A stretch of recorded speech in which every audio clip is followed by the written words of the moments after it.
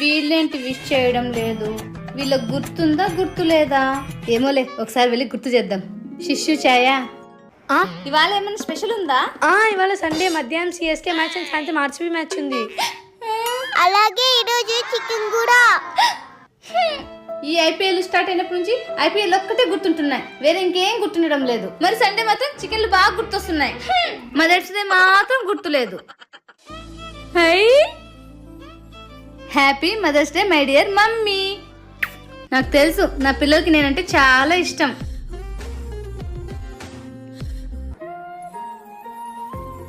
నా కోసం ఈ బ్యూటిఫుల్ శారీ పింక్ చాలా బాగుంది కదా. థ్యాంక్ యూ సో మచ్ నాన్న.